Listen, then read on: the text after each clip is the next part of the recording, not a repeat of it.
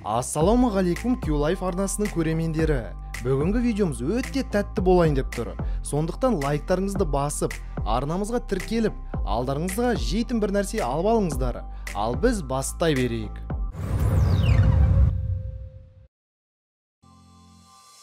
Мол болып құйылған сұйық шоколад кез келген адамның тәбетін ашады.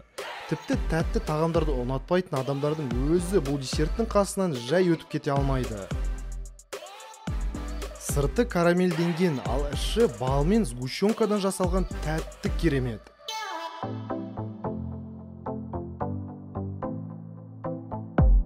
Барлығымыз танитын тәтті тоқаштардың ұнтағына шоколадты тамшылап жасағанда осындай десерт шығады екен. Дәмі қандай екені? Сіздің ойыңызша оның дәмі қандай? Пікірге жазып кетіңіз.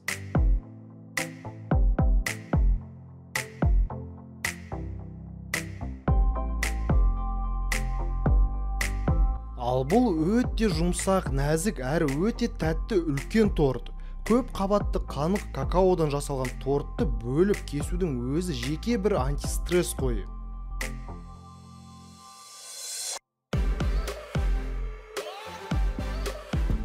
Ашық теңіз түсінде жасалған екі қабатты торт. Менің ойымша крем ешқашан көп болмайды. Әсіресе осындай тортқа.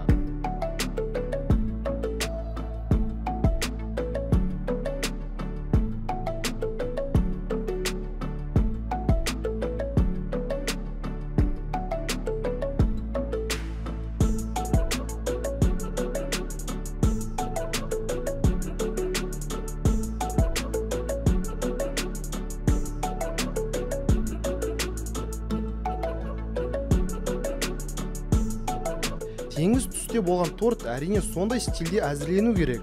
Мінеки ракушкалар мен теңіз жұлдыздары және құм тәрізді печеньенің ұнтақтары.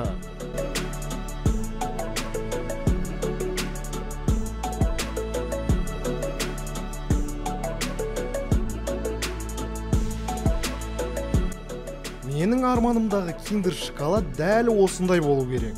Ішінде ойыншық болмаса да мынандай көлемдегі тәтті начинканы тойғанша жеп алатын едім. Бірақ мынаған бірден тоймайтын сияқтымын.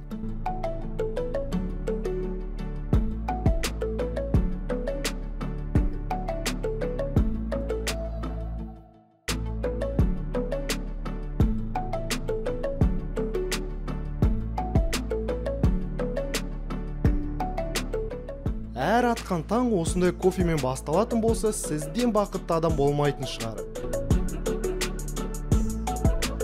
Ал бұл испандық чуррос атты керемет десерт. Испан тілді халық тек ащы тағамдарды істей қоймай, осындай керемет тәтті заттарды да істей алады. Бұны жесең, оны тоқтаусыз жей бергің келеді.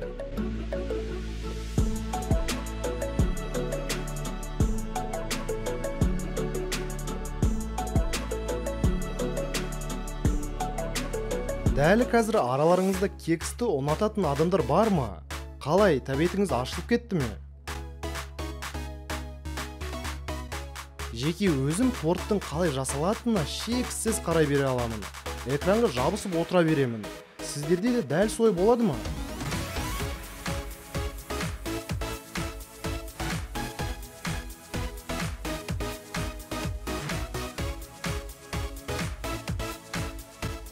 Сіздердің алдарыңызда ирандық тәтті нанның түрі.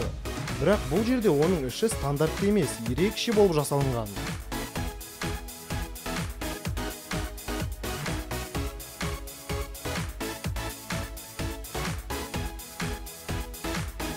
Осы видеомызға кірмей тұрып, мынандай тәтті томпақты көрген шығарсыз. Сырты сондай нәзік, ал іші сұп-сұйық шоколад болып келеді. Жалпы сіздерге осындай кескенде ішіне шоколады ағып кететін десерттер ұнайды ма?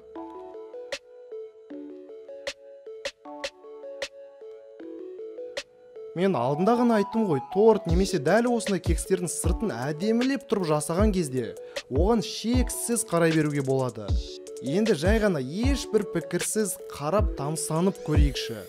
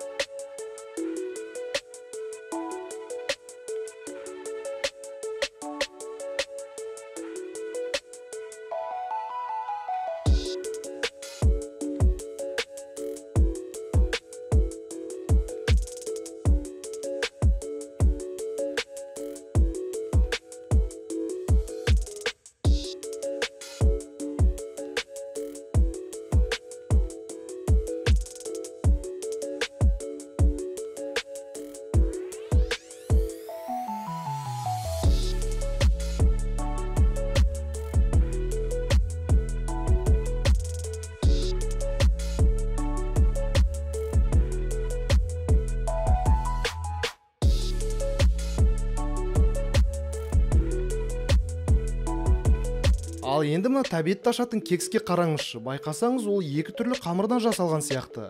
Бір қарағанда оны піспей тұрып шығарып, кейін сыртын отпен күйдірген сияқты. Шын айтайын, бұл сырты безеден де жұмсақ, ал ішіндегі қытырлағы профитролиге ұқсас десерт өз нәзіктілігімен таң қалдырады.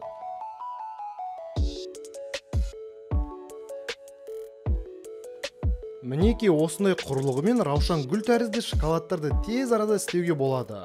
Ал бұл шайтан асы деп аталатын торттың түрі тек қана қою шоколад пен какаоның түріне жасалады.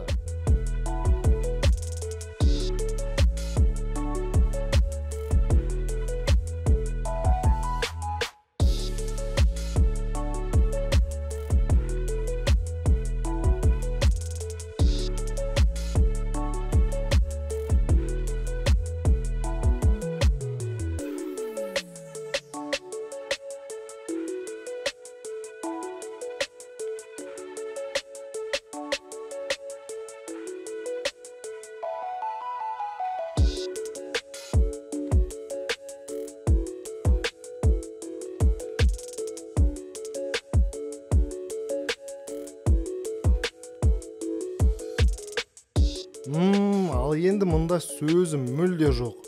Менің мамам бала кезімде Черный принц деген тортты жасаған.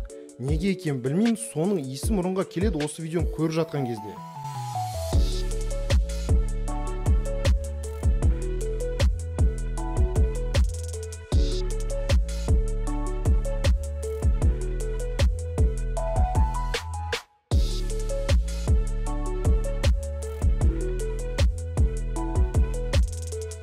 Оңай әрі тез, тәтті пиццаның түрі.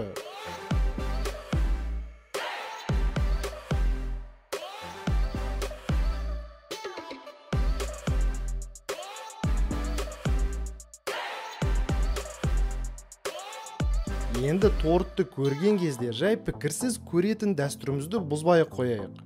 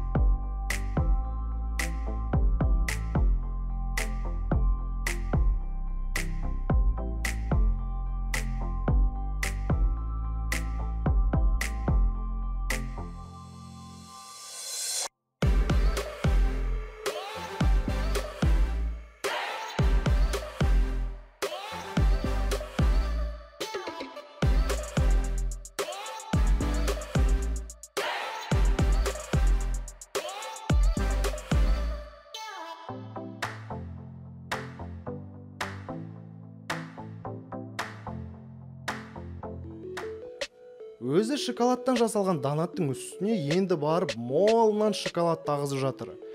Осы видео біткен соң тәтті бір нәрсе жеп алмасам болмайды енді.